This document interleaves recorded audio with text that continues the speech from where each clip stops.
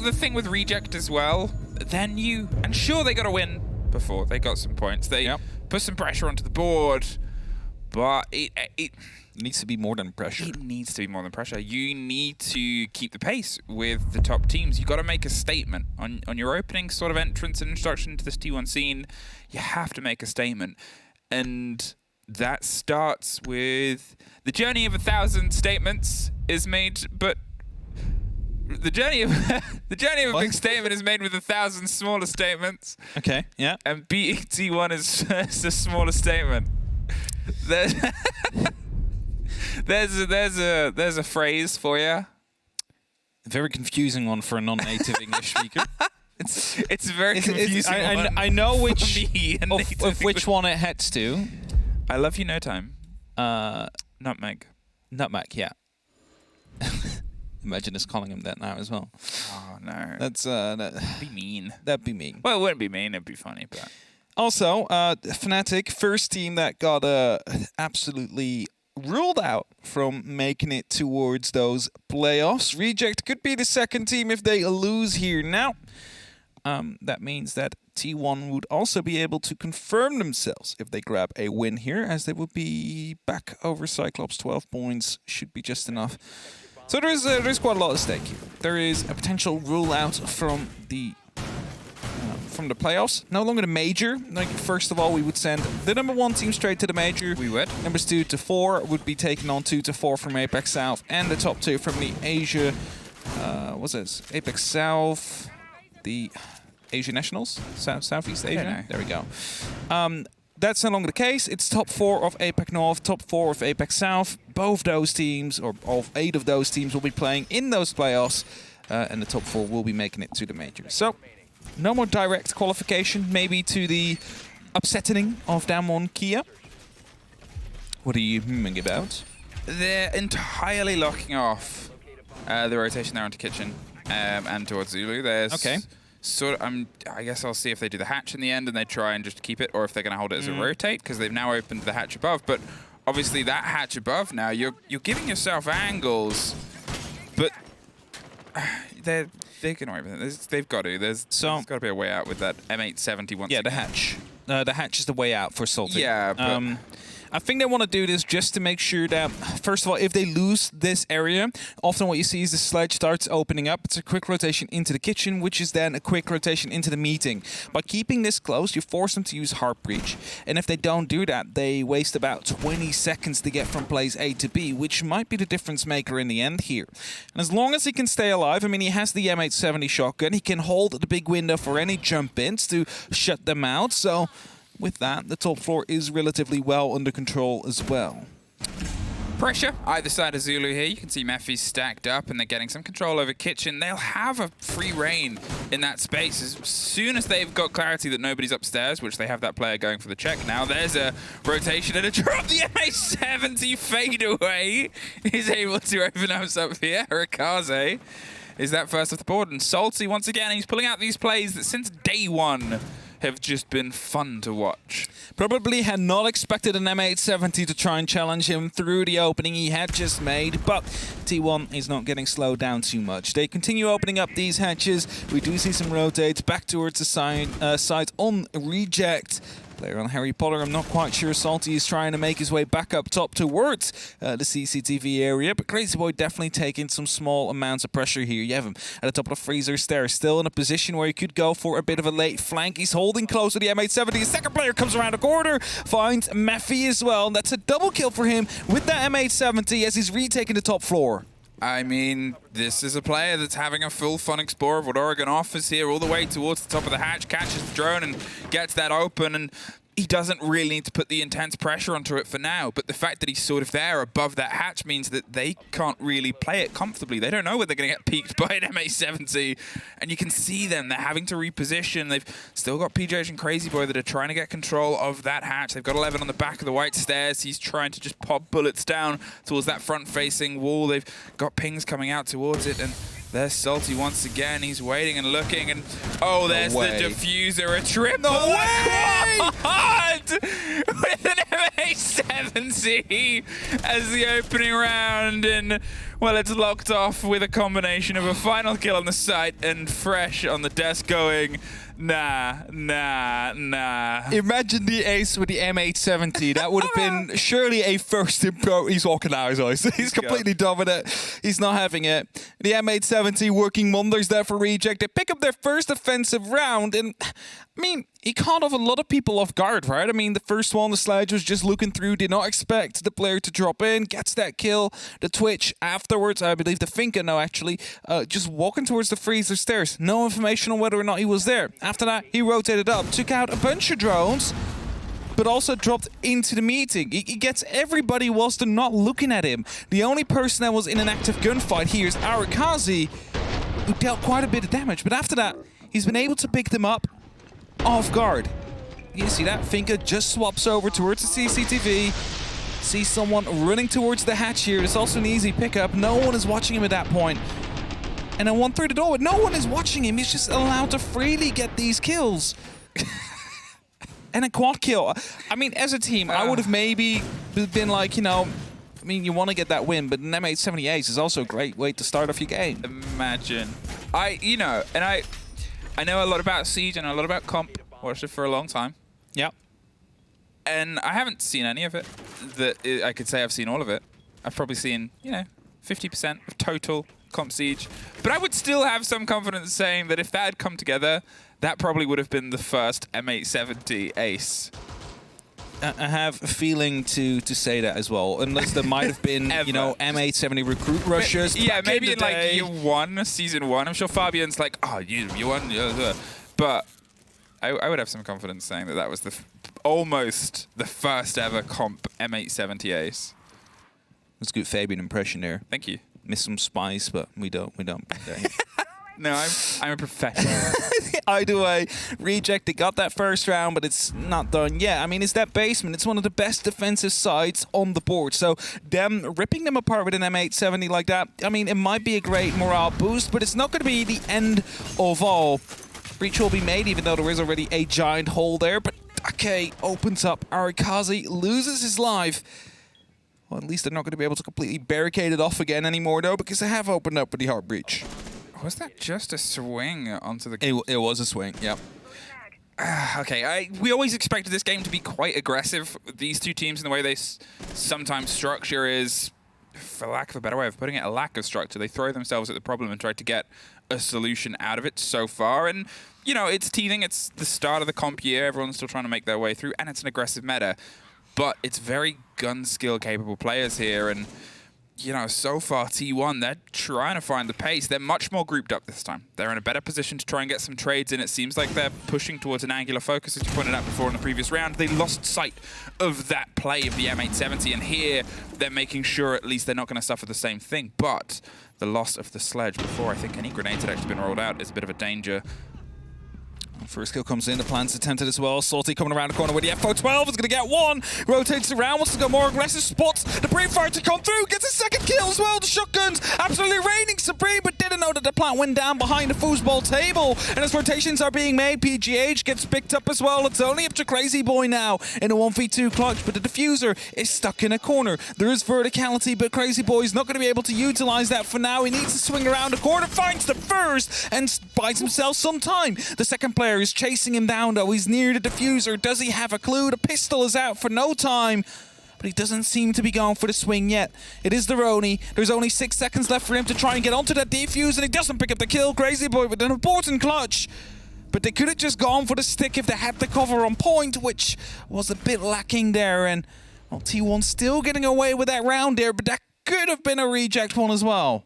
Oh, that was so close as well to the breakdown. They had the angle from the opposite side. You could see the spray on the rotation on the top of White Stairs, and you know that it's either going to sort of come from that angle, or it can obviously come across that front, the opposite side, towards the trophy door. But when you have trophy door, you have the ability to swing onto the two sides. We saw the traces go past. We also saw them have to reload not long after, and I wonder if the pre-fire there with a gun that 16 bullets goes very, very quickly in an SMG, and I think that was a bit of a punishment that was suffered there. T1, it was a very quick play and plant. They saw some openings, they saw they'd had a loss, and Okay, well, that's that response. As I said before, it's going to be a little bit of throw yourselves at the problem and see what comes together. Reject suffered it there. They got an early pick from that room, and then suddenly in a 5 versus 4, they're able to just charge in and get the diffuser down without too much of a confrontation. Yeah. Well, there was a confrontation. It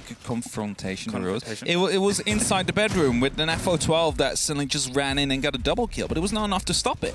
Somehow, somehow unaware of the fact that the diffuser just got planted and only really being one place where it could be, not checking that, losing their life. Otherwise, it would have been a clear-cut round for Reject. But that's all things you can learn from. I mean, they are aggressive, they are effective with their shotgun play, and if I'm quickly looking over to the right, I think we might have one onto Salty again.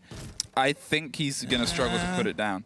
Was it Alamau who went 22 kills with FO12 on this map? It could be. I mean, there is a lot of close corners to play it with, especially if you're on that roam, near those hallways, near security, near the freezer stairs.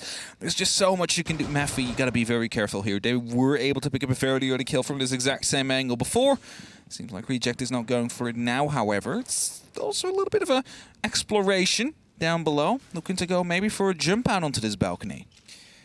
Well, you can see them getting themselves set up with a bit of width. It's going to get popped open, and the impact trick comes through successfully this time around. They're not able to get their width. Nobody is overextending from Reject. They're going to play their cards a little bit closer to their hand, and sure, they have this stretch of players. They have this flank and possibility, but they're not throwing themselves in wild swinging into firefights the same way they've done in the opening 2 rounds. They know that they have to pay some awareness to the steady build-up of the T1 players, which is happening around the sides of this bedroom. 11 is holding the rotation underneath to make sure a shotgun doesn't appear. Crazy Boy's stacked up towards the double window, and Mephi is looking to try and apply some pressure here with 2 grenades in pocket. He's probably going to start trying to blow up the backside of Attic. There's actually quite a bit of utility downstairs as well. So the classroom is castle barricaded off, reinforced off as well to provide a bit of cover for the rotates. And that might make 11 aware of the fact that there is currently 1 or 2 players down there, forcing him to hold that rotate.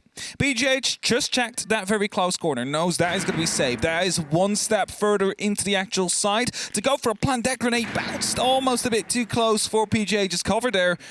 But there's going to be... Ooh. Oh, Salty. He's waiting right below the rotation here. The pings are coming through, but he might not know.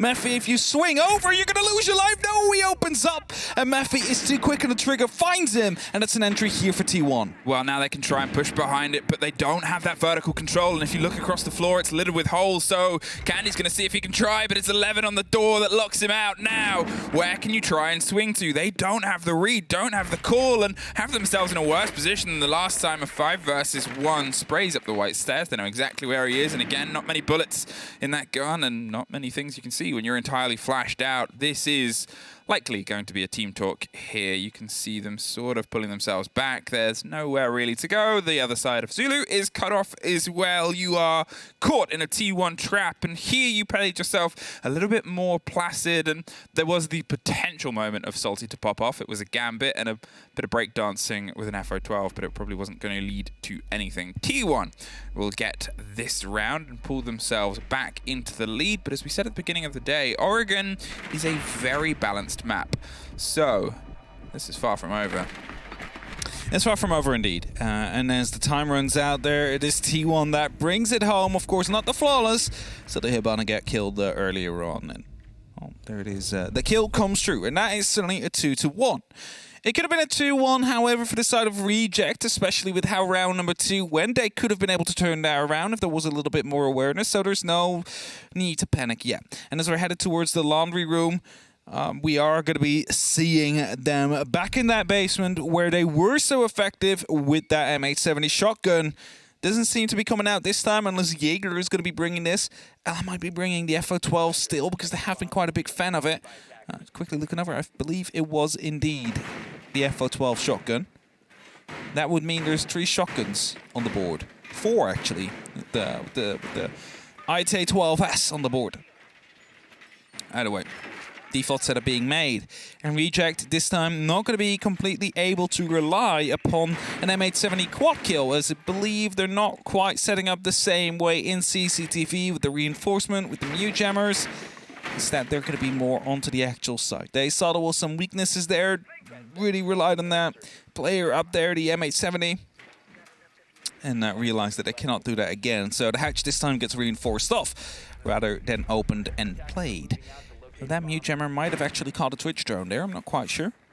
Was quite around the corner. It is in there. You just can't see it. It's just buried. The angle is a bit worrying It's there. lost in there. But Crazy Boy is putting up some early pressure here, and I wonder if No Time has heard it. Now, normally it is a smoke or a mute playing behind that shield, and as the Twitch drone is coming around the corner, will be spotted out by No Time. Yeah, there you have it. So he fell back. He was waiting for Candy to be done with his preparation, so at least the elbow was being manned. And then that is a good thing, because sometimes you see it not manned at all, and that means they can just rush in as soon as they realize it's clear and there's no one behind that shield. All right, we still have these shotguns. We still have this pressure and presence that can be applied as soon as anyone pops the head round either corner or a hatch. Locked in on Zulu, which is that bendy corridor that makes its way down the core on the top of White Stairs. It gives you a lot of rotation. You can pull your way back down to Freezer if you want to. You can, well, try and take something a little bit more aggressive if you really want to, and that's the route.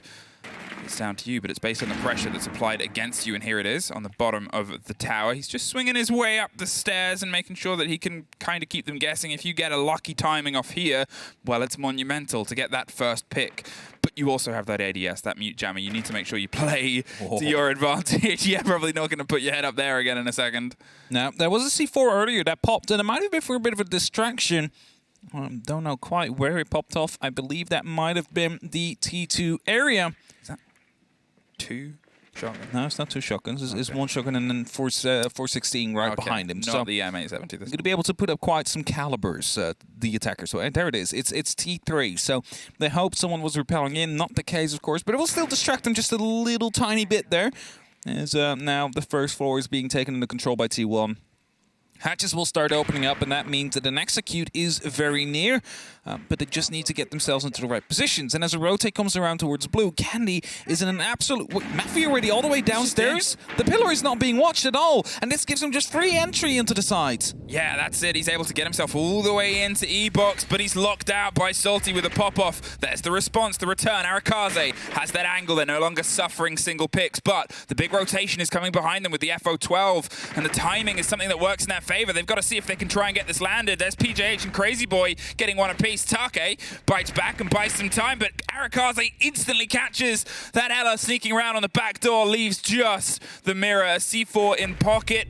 Can't quite get the connection. Arakaze from the back line, a pillar connects with every single which way, and the only way is up for T1 right now. 3 rounds in a row after that false start. Yeah, that's it, right? Right now, T1 seems to be in complete control of this matchup here. Reject not really being able to get everything done here. I mean, they were challenging those back stairs for quite a while. Then they fell off, but they also just abandoned the pillar, which is quite dazzling to me, because suddenly Mephi is down there, and that allows you to just push on. And of course, he was the entry def, so he didn't quite have the effect that it might have wanted to, but if you have that ground, that means everything behind you is safe. That means the rest of your team can start pushing up, and that means that the pressure is truly on. And Reject not able to deal with that. Gunfights going out of their way, just checking those corners, going for the pre-fires if you saw someone, or if you know where one is. It was strange. It was strange to hand over all that territory, because you're looking at them, sure, they've got open E-Box hatch. There was still utility on pillar. There was still utility on the stairs itself. There was no reason to fall back. Exactly. I mean, there was some people in barrels, right? And it's always a bit of a trouble if they sneak past your smoke, but then you deal with that as it goes. If you just completely abandon the pillar, and we said it before when Oregon just came back, the pillar on that basement side might be the most important point in that side and in the attack, because it just allows you to cut down the hallway. So the freezer rotation is cut off. It allows you to start pushing towards the side. It allows you to open up the wall, which you then can use to look into the side from the staircase, and it allows you to push into E-Box and blue. There's so many access points just from that one single pillar that is just crucial to hold on to as a defender, because otherwise you give so much freedom away to the attackers. And they failed to do that. What is back, however, is the M870 shotgun and Salty. Yeah, we'll see if this one connects the same way it did before, but you can see there is a keen awareness. They've gone back to plan A, because, to be fair, plan A worked very well, but it was built around the back of a quad kill on an M870 and a loose player that T1 just did not sweep up. T1 was so disconnected from, I guess, what Salty was doing, but also what they were doing. You can see they have an awareness this time around. They're making sure that they drone out all the swings around. Arakaze was the first locked off, and he just runs on by, and, well, he's going to open up that angle, but he might not try and get so aggro against it. He knows how it can go. So at this point, he's instead going to try and do a little bit more of a spread of damage. There is still that player beneath him, but it's the grenade that catches off, and that is that connecting player, I believe, at the top of White Stairs. That is a loss now. Salty is really locked in. If he tries to find a slink away, he's got to make sure he connects with Arakaze above. That wasn't a freezer player, indeed, who was playing on those staircases there. Has been taken out, and that was the cover always, but small tap the sledge again. Deals a little bit of damage, potentially swings around the corner and just gets that kill. You know what? Let's just go upstairs instead. There's no point of holding back. Arakaze seems to be very well aware, though. But at some point, he will have to fall off. And a drone will come around the corner, gives away that game. He needs to play more passively. He sees Ibana come around the corner. He finds that as well. Salty just absolutely insane with the M870. And there's a diffuser down as well. So they need to come and recover that. And he'll just play that close. He'll just wait for them to come around the corner as he picks them up one by one. I mean, why is this man not on the M870 permanently? Why is he even swapping to other guns? Because all 9 kills so far seem to have come from shotguns. Why can he hold this so well, but they cannot hold Pillar?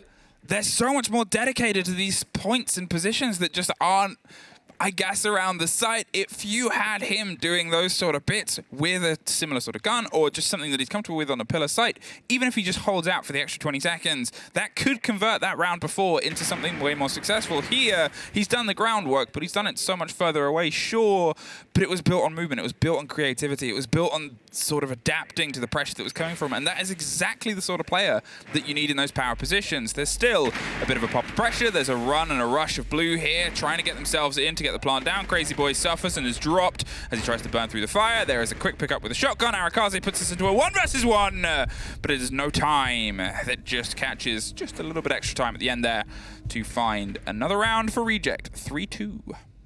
Now, both rounds, they won on the defense. I don't want to say it, but are because of an M870 shotgun. It did well, but it did very well. I mean, the very opening round, no one went for him. He was just he got that opening kill, and that was the only time bullets were otherwise fired against him. The second time there, they at least tried to go for it. Yeah, but the thing, how do you deal with a shotgun? It's either by pre-firing them because you know they're out in the open, or by using utility to displace them, try and make them to rotate, catch them off while they do. You do not take a head-on gunfight against a shotgun on less than 5 meters range.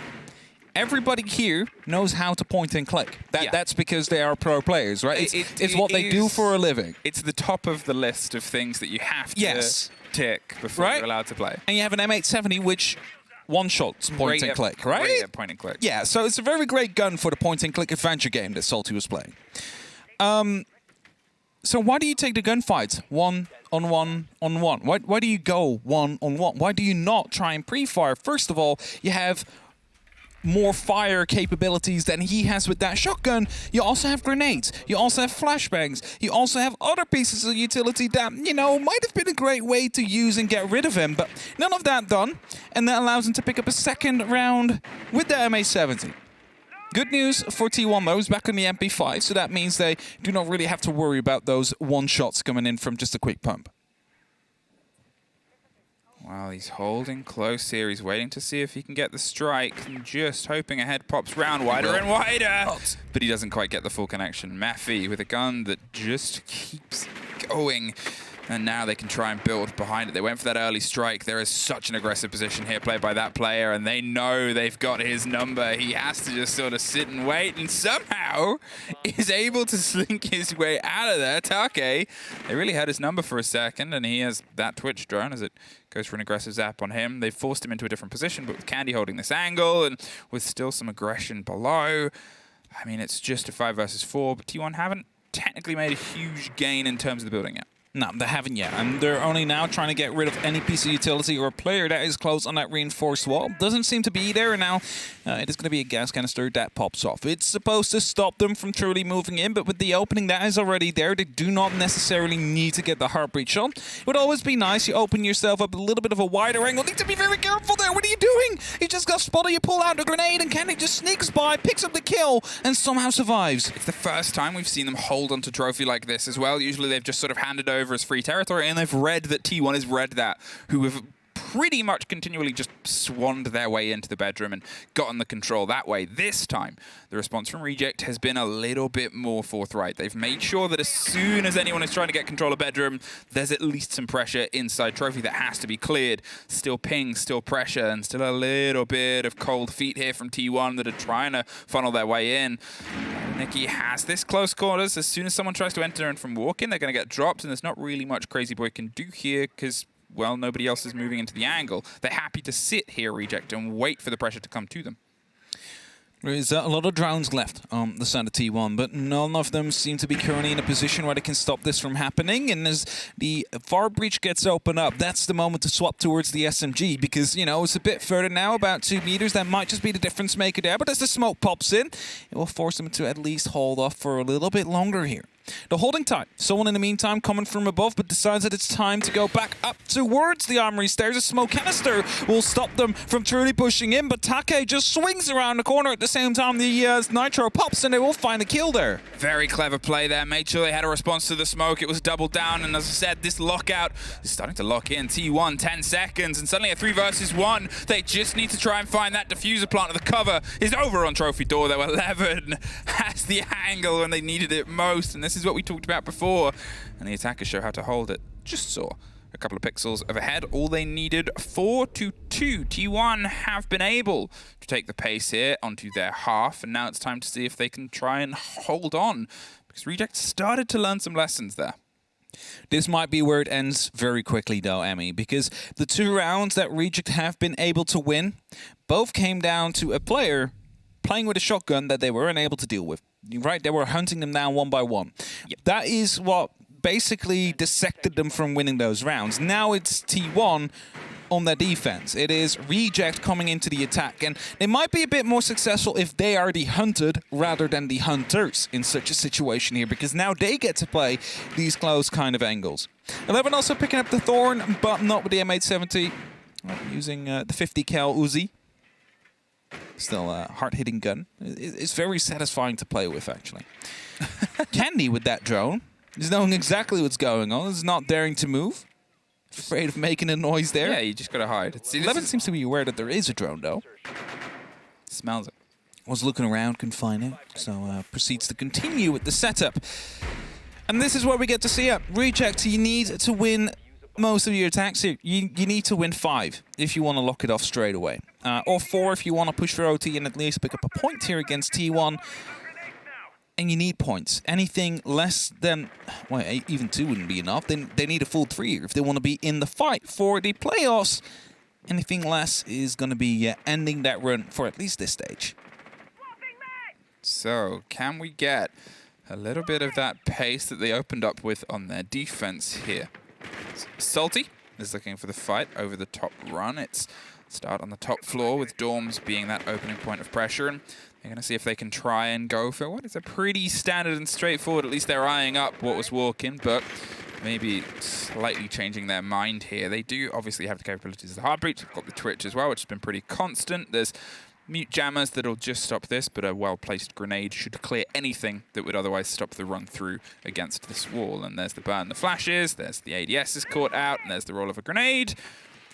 And there's the catch, the Wamai disc. Yeah, Magnets just activated in time. They need to quickly follow up, and they do, and that means it has now been taken care of. So the Nikki can then start to open up, but extra magnets are maybe being attempted. No, Mephi will just fall off. They'll rotate back towards the attic. They'll hold a long angle from there on.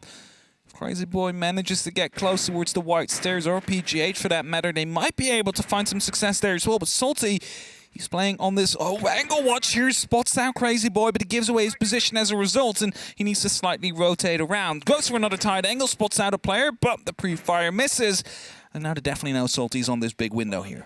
All he has to do is hold. He knows that him being in this position puts T1 in a tricky one. You can see there's a bit of a rotation that's happening underneath as well, and it's potentially a big one. 11.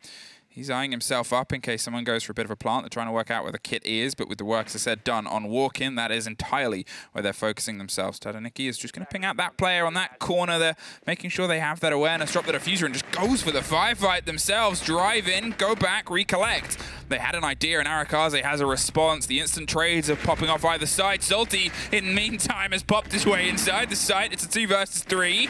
They're trying to keep the pressure hot, and there it is. The drive comes through from Take. 11 is all that's left, and with a bit of a scrappy firefight, it's given the game away on where he is. He can't quite find out where the plant is, and they know his location, so they're going to instead go for the different adaptation of their own. They don't even find it. No Time was watching, and there it is. That pace from Reject opens up here on their attack, the same as it did on their defense. The explosion, very much necessary. I mean, you know, they were stuck because of that player behind the bunk beds. There was the ping coming in from the big window. You saw the thermite watching from the trophy door. And, you know, they just needed to get that kill. That's it. As soon as they got it, Sledge jumps into the big window, runs into the bedroom, gets the kill out there. Suddenly the whole side is opened up, and you can actually go for a plant. It doesn't really matter if you get traded out, if you get that bunk bed player, because getting that player was the most important part, because that allows the double window player to push through, and suddenly you have control of the entire bedroom. 4-on-3. Reject have got their first out of 5 rounds. They need to stay in the fight here for the playoffs. 4 more necessary before T1, of course, picks up 2. Seeing the basement hold now coming out. Again, I was going to say the tarp's getting destroyed. It's not something you do all the time see, but it's due to the sound. It makes a different sound if it's on the concrete rather than if it's on the tarp. I remember the first time seeing that being done. I think it was Helby that answered our question of why, and it's because of sound. It's so, and imagine being able to pick up the different audio of knowing when they're on the specific tarp, going for the swing versus Other another level. People on Reddit afterwards said, but why would you then remove it? Because if they're on the tarp, you know exactly where they are instead of concrete. And it's like, for the defenders. It's for the defenders. They want to be able to move up close. They want to get close. See, they have that shotgun, right? So you can swing that door if they're about to be pushing through, get those instant kills. That's why you get rid of it. Either way, not that it matters much now. Going to see whether or not it will be used, but it seems like Reject is wanting to go for a complete different take here. First kill comes in, Tadaniki will find PGH. That seems to be a roamer that has been caught off, and yeah, exactly, he's going to be on those laundry stairs. Might have swung a little bit too wide there and got punished for it. Taka already quite close as well, is looking to be headed into the freezer stairs. There's limited actual challenges coming out from the side of T1. There's a lot of ground being given away to Reject here. It's kind of a strange early loss there from the side of T1. It's a player that, you know, I guess they went to try and laser beam with that Vector, which can do it, but you've opened up this pocket of space. You've given them this advantage here, and they're going to be able to massively drive that on a trade game, because we know that when they push ferociously. They might have some disconnects, but as we've just seen, it doesn't matter when it comes down to a team that at least knows 3, 2, 1, go. That means go, and there's no caution in that approach. The drones trying to find their way across here and looking for anybody that might be locked in. That back shield gives them some control over Freezer, but with those ADSs slowly slimming and slinking away because of the work of a Twitch drone, the Flores doubles down. It's a double destruction here of drones. Now Arakaze is forced into a corner. Yeah, he's definitely stuck in there now, and Reject is starting to prepare. Grenades are being cooked in. One tossed into the small cubby. No one in there because it just exploded.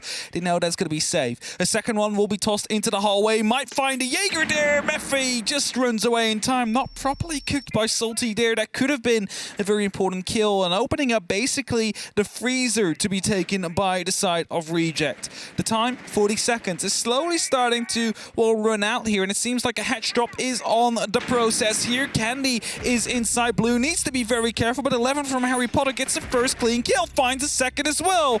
He's looking for a third onto those main stairs. If he finds that, certainly the round will be over here for Reject. That SMG shreds and tears him with 20 seconds. He's got eyes all over the shop. You can see a huge rotate is coming through from Reject, and it gets cut off by Arakaze. There's Mephi being dropped down. No time. No time. The kit is cold right at the bottom of Pillar. They at least pick up the trade, but with 2 other players left, has to try try and find a 3 even, has to try and find all of them, and, well, they're not really giving him anything.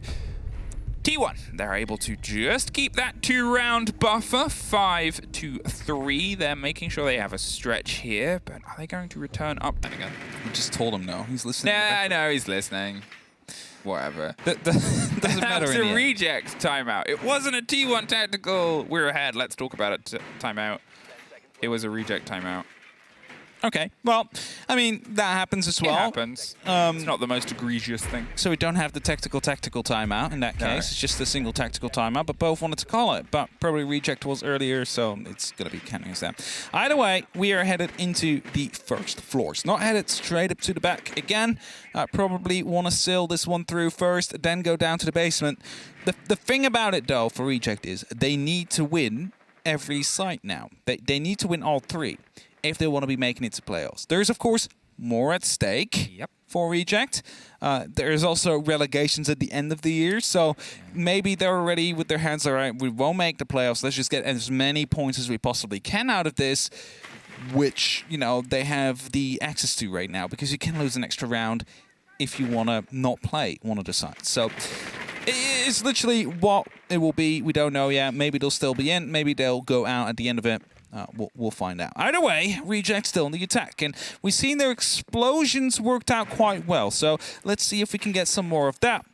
German taken out. It's going to be allowing for a push to come through. Now, with those serial laser gates out there, it's going to be very hard to actually get an impact through, because those will be activated and will catch off the impact going through. So with that, they basically handicapped themselves a little bit there. It was almost impossible to get an impact through. Of course, there is 2 on the side of Crazy Boy, so mistakes, maybe, not quite sure. Maybe they just want to make sure that they waste extra utility before they go for the execute. There's multiple different opportunities for that. Here it starts to build itself behind the man buried on the back of sandbags, trying to keep themselves alive for as long as possible, because with those discs, well, they're more useful the longer they're alive, and it's a double stack of burn of that information and utility here as they're trying to utilize the drones and everything to burn through the arena gates, which then have to be followed up by all the calls and the rest, which then have to be followed up by PJH with the swing with those smoke canisters. You're really stacked in a tricky situation. Everybody's downstairs. Salty might be that spray round here. There's some awareness of the player coming through, and you can see PJH suffers on the stage itself, but as Salty can win out this engagement that is actually pulled a little bit further away. 11 is tucked in, and the Thorn gives the game away. There it is, the Razor Bloom just sort of reveals Salty's presence, and that puts a hinder with 45 seconds. Tadaniki, they're going to see if they can try and formulate their way through onto the stage. Salty trying to open up now. Mephi coming on a big flank here from the armory stairs. Not quite sure how he managed to make it up, but that might be a difference maker here. Salty trying to open up that hatch to provide cover for his teammates. Might actually do the complete opposite here if he gets picked up. The time plant is going to be attempted here. Mephi is coming around the corner as well, and that might be a great turning point. But 45 seconds on the clock, and we'll be counting down. Well, there it is, a post plant and bodies down. It is a 3 versus 3. The technical body went all the way, but now it's so tricky to try and get that back in. PJH is going to smoke it off. They have control of Attic. They have control of the kitchen swing, and there's a huge rotate from 11 coming through, but 30 seconds. Time is ticking, and the reveal of the drone game gives the fact that Arakazi's there. They're holding onto the window.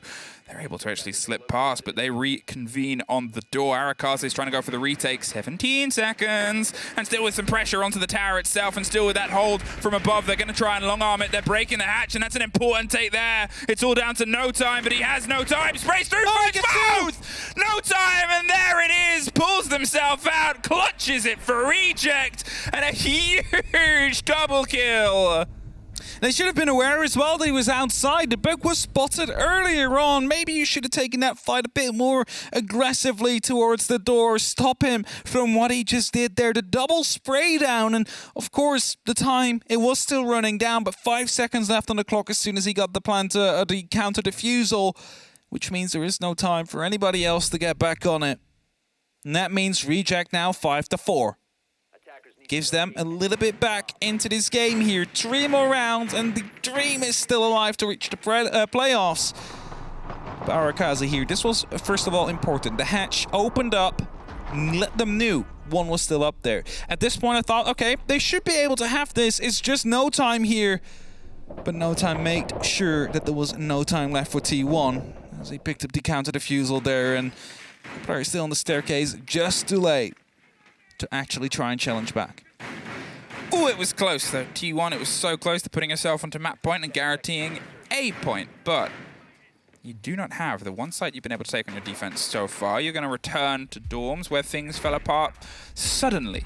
It was a bit of a break-in. Salty was inside the site, and sure, we've seen that adaptation with the play around the Thorn, and I'm wondering if that's going to be something that just tries to be a little bit more of a rebuff against that play, that aggression from Reject, where they sort of just suddenly throw themselves in. There has been a bit of back and forth, there has been a bit of scrappiness, but we said it at the very start of this, that is what this game was always going to be, regardless of the map and the play space you put these two teams on. It's two teams that do get chaotically aggressive at points.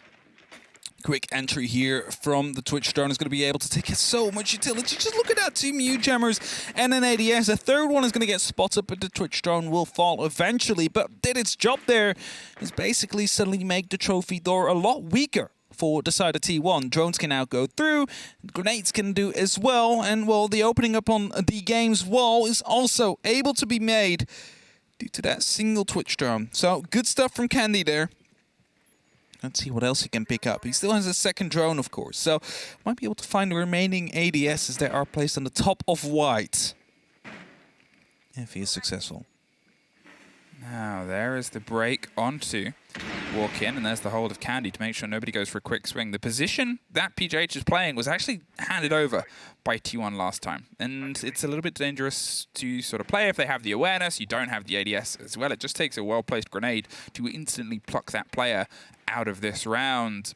But it's an important point to play because you make sure they don't just have that ability to swing in and drive themselves into the fights with any sort of ease. You are that instant response. And, well, he pops a couple of pellets, gives the game away that he's there and sort of says, come find me, and then pulls himself away so he doesn't suffer the immediate grenade. A huge rotate even.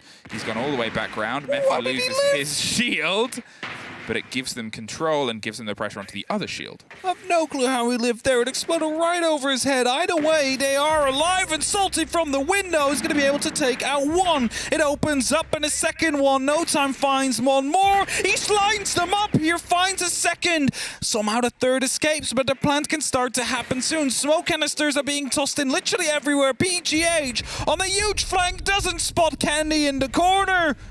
And Reject find another round, 5-5. And they're starting to close. And T1, whilst they have the opportunity to lock themselves in, if they win the next two rounds for the playoffs, if they lose the next two, we might actually see Reject steal that spot away at the end of next Playday. Now that will be a storyline. The new coming team losing most of their games at the start, but turning it around at the second half of the stage, suddenly making it to the playoffs. Two halves to a stage. Like there's 2 halves to a game of Siege. 2 halves to a game of Siege. And some extra time. Sometimes. Reject, you've pulled yourself back in with 2 rounds in a row. This is the first time they've been able to thread multiple rounds together throughout this whole game. Can they keep this train a-rolling and push it to the 3, the eponymous 3? So they are suddenly within points and almost within 3. Candy. He's going to go for this steady approach here. They're still getting themselves set up well. They're still making sure they don't suffer against these early games. They're cautious on their approach now. They know how close they are. And to be fair, this is that time when that pressure starts to mount. A steady clear here from the small tower across the bottom, taking out everything on the way. But you look at the hold that T1 have, and all of them are inside the basement. Yeah, and to some extent, that might help Reject if they're quick on clearing out this first floor. If they suddenly have everything open up, many lines of sight to stop them from coming back, having opened up all the hatches, which they are currently doing so as well, it allows them time to waste magnets, to waste ADSs, to get these grenades to roll in right to where they are necessary. I mean, we saw it 2 days ago in EUL from G2. The 3 nades, 3-on-3, on the basement side. It is definitely possible if you manage to waste that utility. Of course, Kenny plays a big part in that. Wasn't quite able to find the hot pocket there, so that means there is still some time that might be wasted later on. So maybe, just maybe, the laundry side will not be the right choice to go for. Well, they certainly say we know you're coming, but to be fair, that didn't really stop them so much of trying last time. It wasn't successful. It's the only defense T1 have been able to take here on this site, so they have to make sure it connects now, because if they lose this, Reject are in such a good position. Last time they went for a bit of a hot drop here, and 11 was able to do a lot of the work with that hefty SMG here on the bottom of the staircase, swinging between the pillar and Shaiko, and that's the importance of that position. Oh, there's two of them. That is two of them, and a hail of fire. Passes a Hellfire over the default plant spot.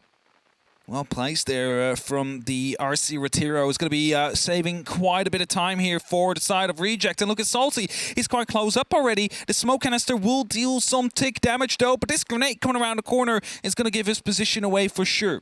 He has the opportunity to hold off the rotate there. Sees another smoke canister being tossed in. Spots out the back of the Goyo as well, but he just needs to be patient here. 30 seconds left. Reject, can you win this? Holding and waiting for the side of a hefty backpack, but it's not given. T1 are handing nothing over. They're waiting for the push, and it starts to come to a shove. The back door follows, but Salty, Candy, and Tadaniki take one apiece all over the shop. T1 have entirely been strong-armed off their own side. It's a 5 versus 1, and LMG is the only thing that greets 11, a post plant, and a 4 versus 1. A bit of a swing. There's a play around there, though, and Reject are the first to get themselves to map point, and the only ones to have a shot at the full 3. Now, the explosiveness we saw on their first attacking round, that's what I said. That is what I love to see. It worked out so well for them. They identified the issue, right? The player behind the bunk bed. They then exploded with 2 at the same time, allowing them to push up further individually. And to some extent, this is the same. You saw the RC, they're doing the prep work, the Twitch drones as well. You have 2 of these drones, 2 Twitch drones for RCs, both taking out hot pockets, barbed wire, ADSs, magnets. After that, suddenly the side is a lot weaker. Grenades start coming in, smoke start coming in, the push comes in from every single direction. You see 2 coming in from the laundry, 2 from the freezer side, and 1 inside of barrels. And suddenly everything falls their way. They're able to make these gunfights go their way, and Reject, they almost locked it up with a flawless. And that's not something you see very often on a basement attack, like we just saw, because they just strong-armed themselves. They brute-forced themselves to the site. And now they are in match point. 1 more round, and they might pick up 3 points. And they need it if they want to go for a playoffs run. It is still possible if they do pick up those 3 points. Anything less will not suffice. Wow, we said that they'd started to heat up leading into the second half, and sure, it was a 4-2 on the previous split, and it still can be that here, but I guess the difference that we're getting the true taste of is how Reject are playing, because they were disheveled. There were only 2 rounds they clutched out on their defense because of the work of a hefty shotgun. Here, the teamwork has been so sharp, especially in these last couple of rounds. This early utility game, I love. There's no real problems with their approach here. They're making sure they take out the important and integral bits, and T1, they're not really able to stop it. They've struggled to protect their shields, their utility, and the precious bouts here and drives of those Flores drones or anything else that comes through. Concerned about a swing, but they have some of the support and that clarity. There's the drop. Are they going to see if they can try and impact trick this or stop this thermite popping off? No. No, again, there is going to be serial laser gates on the wall, so it's going to be very hard to actually trick. As Candy is sitting here with the Talon Shields, is looking for a way to put them into the right position, is waiting for an opening as well onto the attic just to provide some extra cover. But you got to be aware as well, there's still 2 RC Retiros left. If they do manage to find the second shield, suddenly all the strong positions on the back are going to be unplayable. And that might be what they're trying to go for next. The second Talon Shield will be placed on those big stairs. Now, he has the opportunity to watch his Crazy Boy, however, that finds Tadaniki, and that is going to be the diffuser drop. But it is still quite close to the actual site. Not really a big problem here. And with these RC Retiros now coming around the corner, this might actually spell the end of this shield and these ADSs. No, he gets muted just at the very final few seconds, and that is going to keep it and stay put. Wow, that's an important mute jammer there, but they're still going to see if they can get the plant. The smoke stops that.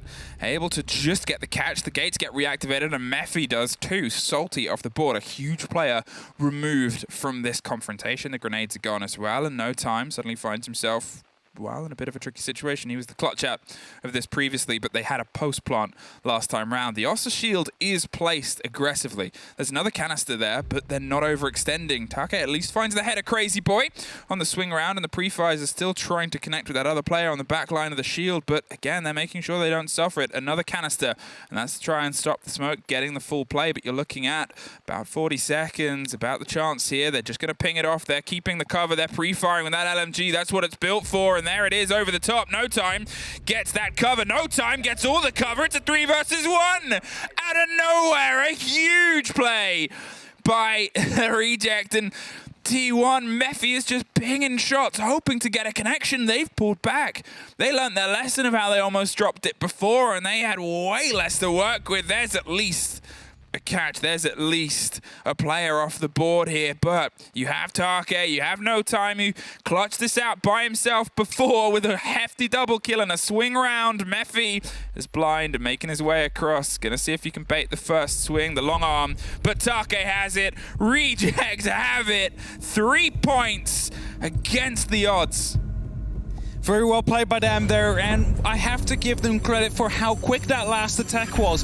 The RCEs that came in from the start did their jobs. They got rid of at least one of the shields. That's one position less played.